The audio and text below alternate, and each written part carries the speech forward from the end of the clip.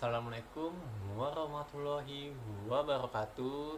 Sebelumnya terima kasih untuk teman-teman yang telah mengklik video ini atau telah mengklik link yang telah saya bagikan, atau mungkin juga tertarik dengan judul video yang telah saya buat. Nah, gimana kabarnya teman-teman? Semoga kalian semua baik-baik saja dan selalu sehat terus. Amin ya rabbal alamin. Dan teman-teman yang mungkin sedang sakit, semoga penyakitnya cepat diangkat oleh Allah. Amin ya rabbal alamin. Nah, kembali ke pembahasan kita, yaitu judul kita membahas tentang menyalahkan keluarga secara berlebihan. Nah, ini sering banget nih terjadi di lingkungan sekitar, mau itu lingkungan remaja, mungkin lingkungan awal dewasa, itu sering banget mengalami hal ini. Dan biasanya juga sering banget terjadi di lingkungan sekolah-sekolah. Bahkan saya sendiri pun pernah mengalami hal tersebut. Lalu ketika kalian setelah membaca judul ini, apa sih yang ada di otak kalian atau sepintas yang telah kalian pikirkan ketika membaca judul ini? Ya, yang pertama itu pasti membahas tentang perbedaan pendapat orang tua dengan kita atau orang tua dengan anak. Nah, ini sering banget terjadi, teman-teman. Tapi sebelumnya saya ingin mengingatkan untuk teman-teman, ketika kalian berantem atau beda pandangan atau beda pendapat terhadap orang tua kalian, mohon tidak pernah mengklaim diri Anda atau mengasih tahu ke teman-teman Anda kalau diri Anda yaitu broken home. Kenapa? Mohon maaf sebelumnya saya menyinggung kata-kata ini. Saya kurang setuju ketika ada masalah dengan orang tuanya atau keluarganya langsung menyebut dirinya broken home. Kata-kata ini tidak salah, tapi jangan pernah ini menjadi hambatan atau tameng terhadap diri Anda. Karena jujur yang sering banget saya jumpai teman-teman saya yang broken home itu, yang biasanya tuh broken home itu tipe-tipenya tuh, mohon maaf ya kalau salah ya, itu kalau udah ditinggal orang tuanya atau mungkin orang tuanya telah tiada. Jadi buat kalian yang orang tuanya masih utuh, hanya sebatas beda pandangan saja, saya sarankan jangan pernah menyebut diri Anda broken home. Oke? Karena orang yang benar-benar broken home itu tidak mau gitu menganggap dirinya broken home, karena dia ingin bebas gitu dengan kata-kata tersebut. Tapi kalian yang cuma berantem dengan orang tua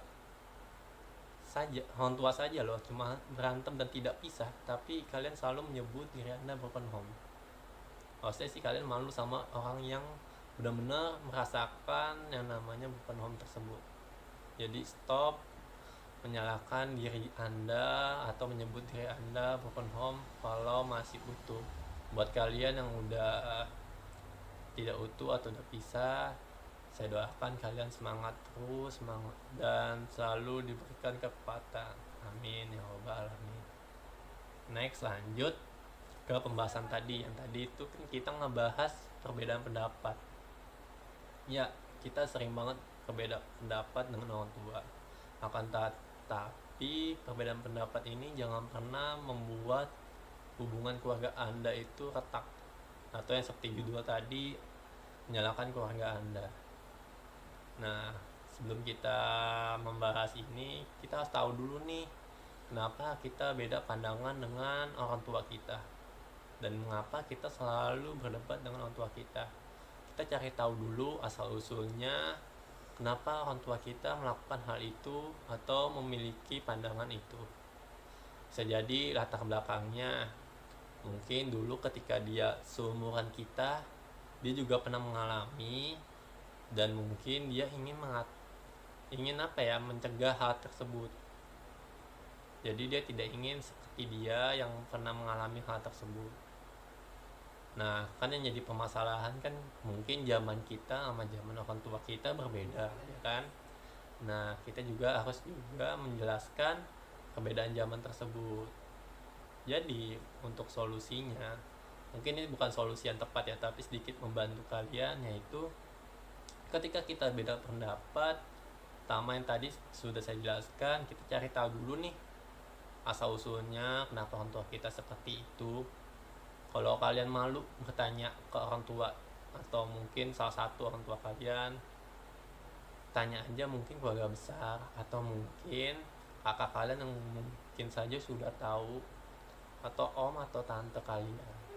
Itu bisa banget untuk mencari tahu. Nah selanjutnya yaitu yang kita harus lakukan adalah kita tidak perlu berdebat ketika lagi emosi. Kita ada cara lain selain berdebat, yaitu kita tunggu nih waktu yang tepat untuk diskusi dengan orang tua. Karena pasti ketika orang lagi emosi, kita sesama emosi, orang tua kita emosi, pasti tidak bakal nyampe pendapat kita, dan mungkin juga pendapat orang tua yang bisa saja positif buat kita tidak akan nyampe. Jadi untuk orang tua untuk dapat memahami pendapat kita, kita harus banget nih kondisi orang tua kita jangan marah dan kita juga jangan emosi. Jadi kita harus benar-benar di tengah-tengah gitu loh, jangan ada yang marah satupun. Untuk itu hal tersebut agar kita bisa mendapatkan jalan tengahnya atau solusi terbaik ke depannya. Nah habis itu kan pasti ada yang ngomong gini nih, ya gue mah gak deket ke bapak gue, nah gue gak deket nih ke ibu gue.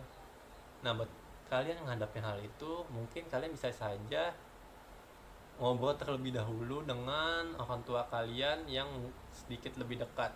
Contoh kayak tadi, dan kalian gak dekat terhadap bapak kalian, nah kalian bisa saja cerita ke ibu kalian. Nah ini biasanya nih, ini bakal menjadi jembatan kalian antara kalian dengan bapak kalian ketika berbeda pendapat. Biasanya itu akan membantu. Jadi ketika kalian cerita ke ibu kalian, nanti ibu kalian menjadi jembatan. Maaf saya ulangin, yaitu menjadi jembatan kalian. Jadi ketika kalian sudah ngobrol dengan orang tua, salah satu orang tua kalian yang mungkin dekat, itu bakal menjadi jembatan. Nah misalkan kalau ada lagi biasanya pertanyaannya, ya kalau dua-duanya nggak dekat, ya mungkin kalian bisa cerita ke keluarga besar atau nenek kalian, kakek kalian, atau mungkin kakak kalian.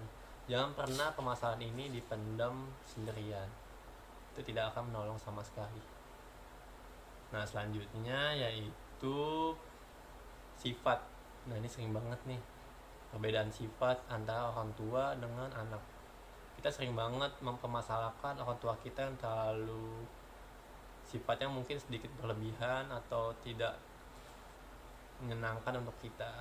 Tapi kita sebagai anak disarankan untuk tidak terlalu berlebihan juga menyikapi orang tua kita yang mungkin sifatnya itu tidak sesuai dengan keinginan kita. Karena apa ya, jujur ini mempengaruhi banget sifat orang tua terhadap kita. Karena ketika kita dewasa nanti atau ketika kita menjadi orang tua, bisa jadi sifat yang kita tidak sukai itu menjadi bumerang kita. Bahkan bisa jadi kita bakal melakukan hal itu tanpa kita sadari. Nah kalian gak mau kan hal itu bakal terjadi terhadap diri kalian? Menjadi nanti ketika sudah mendewasa atau punya anak kalian bakal nyerang kalian, dan kalian akan merasakan orang tua kalian akan merasakan apa yang orang tua kalian rasakan. Jadi bagi kalian yang membenci banget sikap orang tua kalian atau sifat orang tua kalian, saya sarankan untuk tidak terlalu berlebihan. Ketika kalian tidak suka, ya cukup, ya udah, saya tidak menyukai sikap itu, tapi tidak perlu dilebih-lebihkan atau tidak perlu diceritakan ke teman-teman Anda. Cukup kalian tanam aja dan kalian mikir ke depannya, yaitu saya tidak boleh melakukan hal ini terhadap lingkungan kita atau nanti ketika memiliki anak atau ketika dewasa. Nah di situ kenapa saya ngomong itu, karena ada juga teorinya itu sifat manusia itu 50% itu lingkungan, 50% itu genetik. Nah genetik itu dari mana?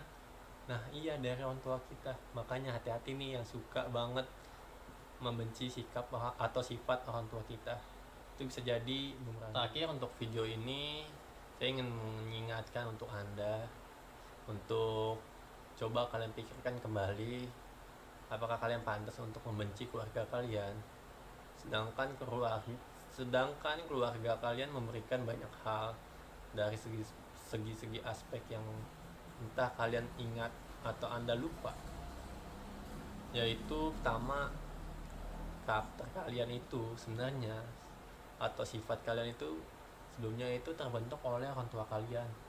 Ketika kalian bergaul atau berteman, bersosial, itu semua yang awal pertama kali ngebentuk yaitu keluarga kalian, bukan teman anda. Yang membuat anda bisa berteman dengan orang lain itu keluarga kalian, bukan teman anda juga. Jadi tolong pertimbangkan kembali untuk membenci keluarga kalian secara berlebihan. Tidak hanya itu aja, mungkin tanpa kalian sadari, pendidikan yang telah kalian tempuh itu juga dari orang tua kalian. Bahkan kebutuhan kalian, makan, minum, dan keinginan kalian, barang-barang yang ingin kalian beli, itu juga dari keluarga kalian. Jadi stop berlebihan dalam menyikapi keluarga. Terus juga untuk teman-teman yang masih menghadapi masalah ini, semoga video saya ini bermanfaat. Dan saya ada sedikit pesan buat kalian, setiap ada masalah, jangan pernah memandang sebuah masalah itu negatif, tetapi pasti ada yang namanya sisi positifnya. Dan kita juga harus memahami semua sudut pandang, jangan memahami satu sudut pandang, agar kedepannya lebih enak. Pasti kalau ketika kalian memahami semua sudut pandang orang tua, sudut pandang kita, sudut pandang keluarga, itu akan menjadi lebih enak. Dan juga cobalah kita sedikit-sedikit mengobrol dengan orang tua kita, apa yang telah kita rasakan, apa yang telah kita alami, dan juga jelasin zaman kita bagaimana. Karena kan orang tua kan tidak tahu nih pada masa kita dan masa mereka kan beda. Jadi kita ayo ajarkan atau ngejelasin nih masa kita atau zaman-zaman kita itu seperti apa, biar orang tua kita itu memahami kita juga. Terima kasih yang telah nonton video ini. Jangan lupa di like dan di komen. Boleh diceritakan juga nih pengalaman kalian menghadapi hal tersebut, atau mungkin kalian udah berhasil menghadapi hal tersebut. Boleh diceritakan di kolom komentar. Nah, buat kalian juga mungkin lagi menghadapi hal tersebut, yuk kita diskusi di kolom komentar. Kurang lebihnya mohon maaf apabila perkataan saya tidak menyenangkan. Kurang lebih, wassalamualaikum warahmatullahi wabarakatuh.